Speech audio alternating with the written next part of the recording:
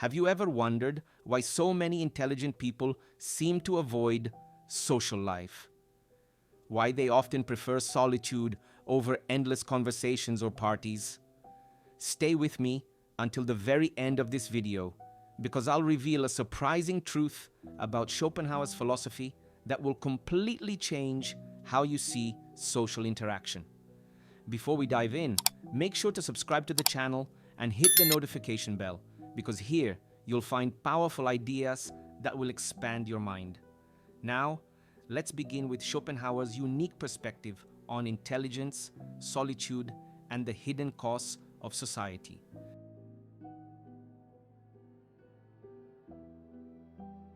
Arthur Schopenhauer believed that intelligence and solitude are inseparably connected. In his philosophy, highly intelligent people often feel out of place in ordinary society. But why is that? It's not arrogance, it's not pride. It's simply that when you begin to think more deeply, when you see the world with sharper eyes, the things that once entertained you or seemed meaningful suddenly appear hollow. Think about it for a moment. Imagine you're at a loud social gathering. Everyone is laughing, gossiping, sharing small talk. On the surface, it looks like fun. But inside, you feel a growing emptiness. The conversations don't nourish you. The noise doesn't inspire you. Instead, it drains you. You find yourself thinking, is this all there is? That's exactly the kind of situation Schopenhauer was describing. He once wrote, "The more intelligent a man is, the more he suffers from the world." What did he mean by this? He wasn't romanticizing suffering.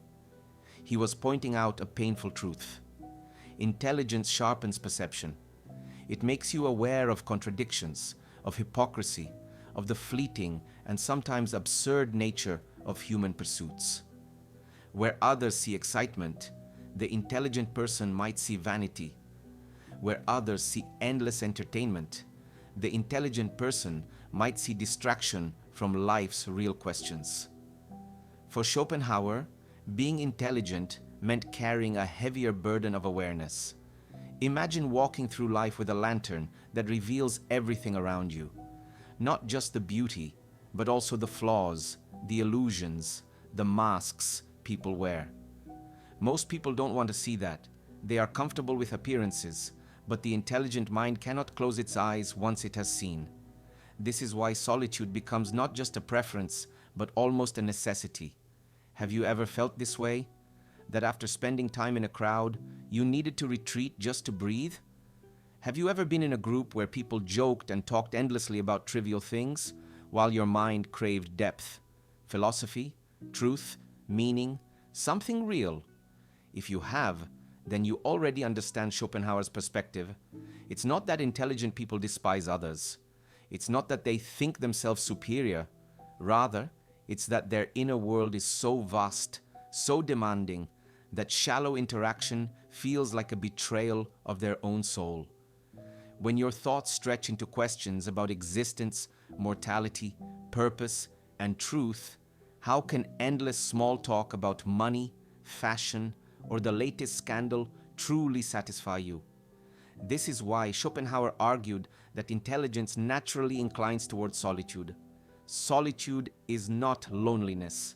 Solitude is a space where the mind can expand without interruption, without compromise, without having to play roles in the social theater. It is in solitude that the philosopher writes, the artist creates, the scientist makes discoveries.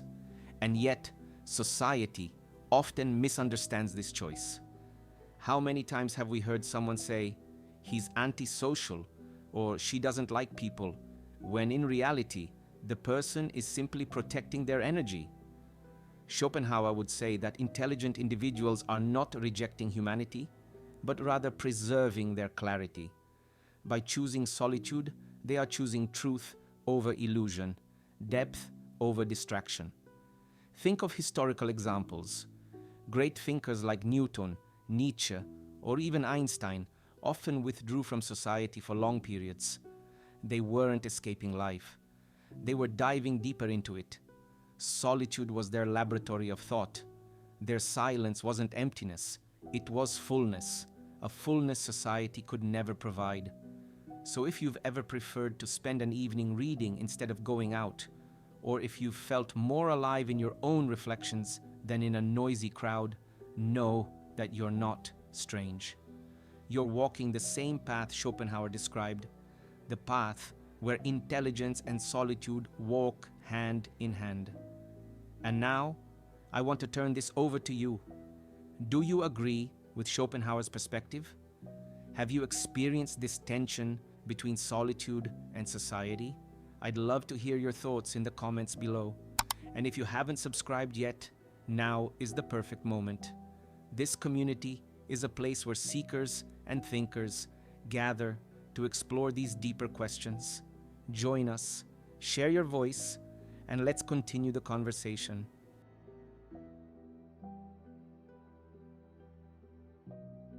For Schopenhauer, the real problem wasn't just people as individuals, it was society itself. He argued that most of what we call social life is built not on truth, not on sincerity, but on vanity, comparison, and endless distractions. The majority of conversations revolve around status, gossip, money, or superficial entertainment. And when that becomes the norm, how can a deep thinker, someone hungry for meaning, feel at home in such an environment? Schopenhauer believed that society rewards conformity, not individuality. It encourages people to blend in, to follow trends, to seek approval rather than truth. But an intelligent person, by nature, resists this pressure. They crave something more: depth, clarity, honesty, and real connection. And when society cannot offer that, solitude becomes a refuge. Think about it for a moment. Have you ever sat in a group conversation where everyone is talking about trivial things? Who bought what? Who said what? Who is more successful? And you silently thought, why does any of this even matter? That's the kind of moment Schopenhauer was describing. To the intelligent mind, such conversations feel like chains holding the spirit down. This is why so many of history's most brilliant thinkers, artists, and philosophers chose solitude. They weren't antisocial by nature. They didn't hate people. What they feared was losing themselves in the noise of mediocrity. They understood that society can blur your vision, pull you into meaningless competition, and silence your inner voice with its constant chatter. By withdrawing, they weren't escaping life. They were protecting their clarity, their independence of thought.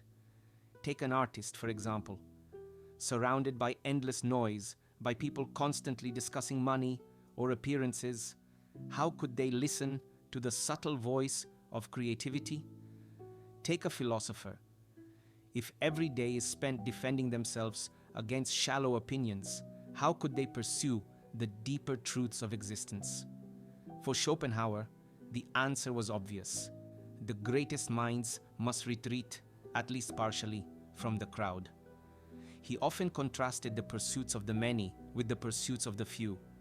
The many, he said, chase pleasure, status, and distraction. The few, the truly intelligent, seek truth, meaning, and self-understanding.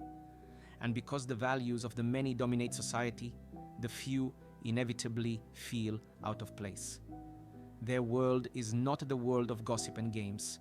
Their world is built in thought, in reflection, in solitude. Imagine walking into a room where everyone is playing a game you have no interest in. They laugh, they compete, they celebrate victories that mean nothing to you. At first, you might try to join in, but soon you realize your time, your energy, your mind are being wasted. That is how the intelligent often feel in society, like strangers forced into games that were never theirs to begin with. And here's the paradox Schopenhauer pointed out. The very solitude that society views as isolation is, for the intelligent, a source of liberation. When you step away from the noise, you reclaim your freedom to think, to create, to question, to simply be. Solitude allows the mind to expand without limits, to dive into realms that society's shallow distractions could never reach. Of course, this path comes with sacrifice. Solitude can feel heavy, it can feel lonely, but Schopenhauer insisted that it is far less painful than the suffocating weight of mediocrity. To him, it was a noble choice, better to stand alone in truth than to be surrounded by crowds in illusion. And maybe you've felt this yourself. Maybe you've noticed that when you step back from social noise, from endless gossip, from shallow comparison, you not only protect your peace, but also discover a deeper version of yourself. That moment of clarity, that silence, is what Schopenhauer valued above all. So the next time you feel guilty for wanting to be alone, remember this. For Schopenhauer, solitude was not a weakness, but a strength. It was the shield that protected the intelligent from being consumed by the endless noise of society.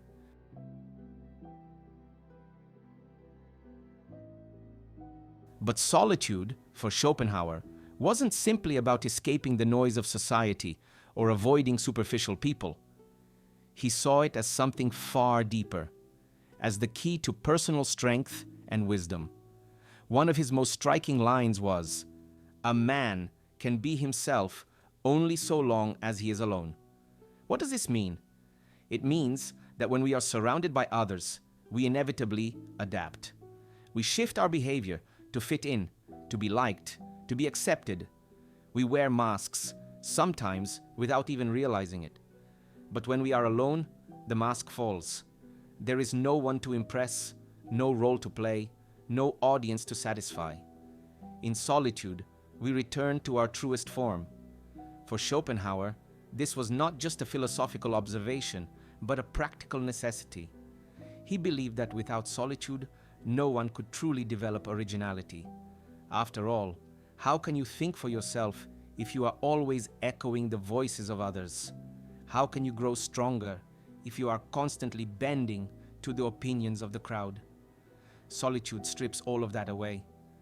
It forces you to stand on your own 2 feet, to discover who you really are when no one is watching. And in that discovery lies resilience, independence, and freedom. Now, some people hear this and assume that Schopenhauer was simply bitter, that he disliked humanity. But that's not the case. He didn't say intelligent people hate others. He said that they recognize the limits of social life. They understand that if you spend too much time immersed in the noise of society, you risk losing the ability to hear your own voice. This is why solitude, in his eyes, was not loneliness, but empowerment. It was the training ground of the spirit, the place where you could sharpen your mind, deepen your reflections, and cultivate true strength. In solitude, you don't depend on society's applause. You learn to build your own foundation, one that doesn't crumble when others criticize or misunderstand you. Think about how many of history's greatest achievements were born in solitude. Writers, philosophers, scientists, composers. Their most powerful insights did not come while mingling at parties or gossiping about the latest fashion.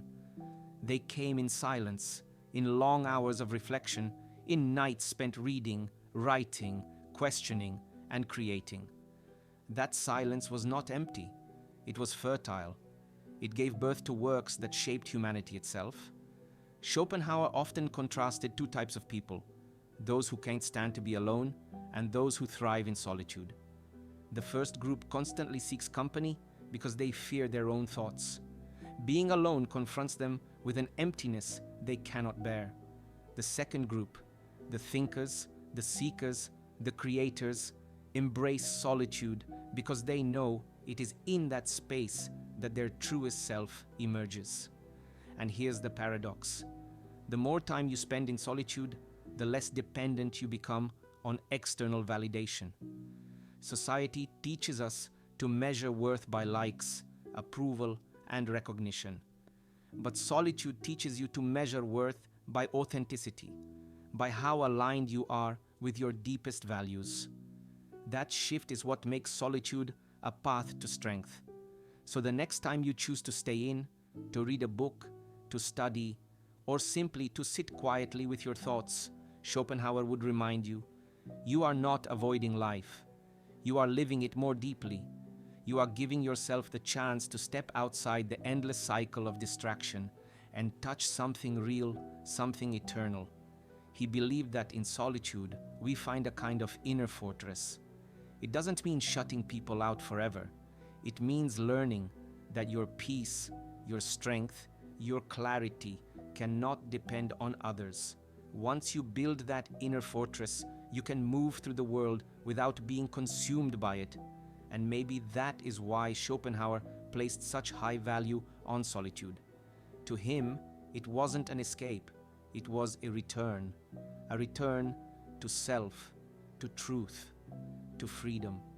A reminder that, ultimately, the deepest journey of all is not outward, into the noise of society, but inward, into the stillness of your own soul. Now, you know why Schopenhauer believed that intelligent people often avoid social life, not out of arrogance, but because solitude allows them to live authentically and think more clearly. If this video resonated with you, don't leave without subscribing. It helps the channel grow and keeps powerful ideas like this alive. And tell me in the comments, do you enjoy solitude or do you struggle with it? Thank you for watching until the very end. Your attention means everything. See you in the next video, where we'll continue exploring the wisdom of the greatest thinkers in history.